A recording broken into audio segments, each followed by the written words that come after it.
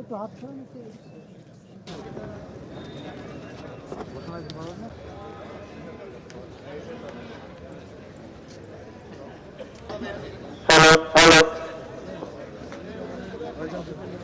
আমাদের মেহেরপুর জেলায় সকল শ্রেণী পেশার মানুষ এখানে শহীদ মিনারে হাজির হয়েছেন। তারা শহীদদের প্রতি শ্রদ্ধা নিবেদনের জন্য। নির্বাচন পরবর্তী এখন আমাদের কাজ হচ্ছে সবাইকে নিয়ে আমরা আমাদের মেহেরপুর জেলাকে আমরা গড়ে তুলতে চাই। প্রশাসন, বিভিন্ন রাজনৈতিক দলের নেতৃবৃন্দ সহ সরকারি বেসরকারি কর্মকর্তাবৃন্দ সহ আমরা চাই মেহেরপুরের যে মানুষ যাতে শান্তিতে বসবাস করতে পারে। মেহেরপুরের যে অগ্রগতি যেটা আমরা প্রত্যাশিত সেটা যাতে সাধিত হয়। নতুন সরকারের মাধ্যমে আমরা আশা করছি এগুলো বাস্তবায়ন করা সম্ভব হবে। আমরা আশা করছি এই যে ২১-এর যে চেতনা, এই যে নতুন বাংলাদেশের গণতান্ত্রিক বাংলাদেশের যে ২১, এই ২১-এর যে অনুভূতি, এই অনুভূতি ভাষায় প্রকাশ করা যাবে না। ঠিক দিন হচ্ছে আজ। মহানগর ভাষা আন্দোলনের স্মৃতি বিজড়িত ২১শে ফেব্রুয়ারিকে সারা বিশ্বে পালিত হয় আন্তর্জাতিক মাতৃভাষা দিবস হিসেবে। আজ আমরা প্রাণ উৎসর্গ করেছিলেন। মাতৃভাষা কথা বলার অধিকার, তাদের স্মৃতিতে আজ যারা পুষ্পস্তবক অর্পণ কলেজ, অধ্যক্ষ মেহেরপুর সরকারি মহিলা কলেজ, এবার লাইটে পাওয়ার পর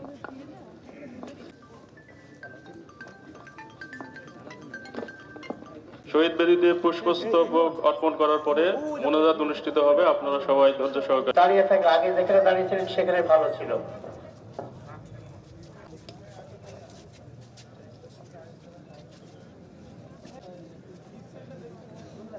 একটু হাত ছড়া নিতে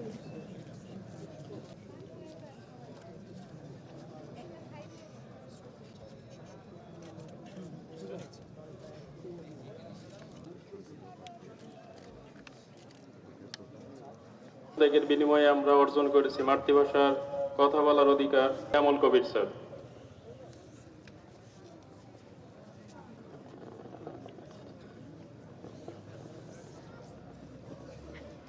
এই মুহূর্তে রাষ্ট্রের পক্ষে পুষ্পস্তবক অর্পণ করছেন মেহেরপুর জেলার সুযোগ্য জেলা প্রশাসক ও বিজ্ঞ জেলা ম্যাজিস্ট্রেট। একটু দুই সাইড হলে এই আরো পিছিয়ে মেয়েরা পিছিয়ে আরো ধাক্কা মারছে। এর পরবর্তীতে প্রস্তুত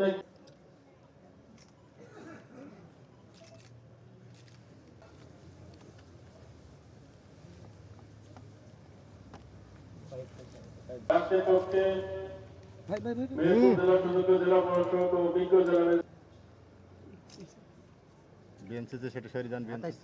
শ্রদ্ধা নিবেদন করছেন পুলিশ সুপার মেহেরপুর মহোদয়। সামনে না যাই, আমরা সামনে না যাই, দূরে থেকে নিলে সবাই পাবে। বাংলাদেশ পুলিশ বাহিনীর সম্মানিত উপাচার্য মহোদয়। একাই না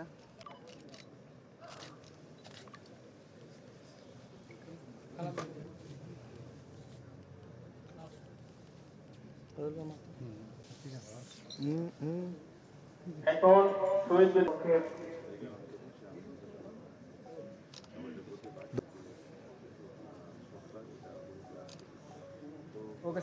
পক্ষে পুষ্পমাল্য অর্পণ করার জন্য আস্তে আস্তে এগিয়ে যাচ্ছেন। এরপর পরে রয়েছে, আমরা মাইকের নাম ঘোষণা না করলে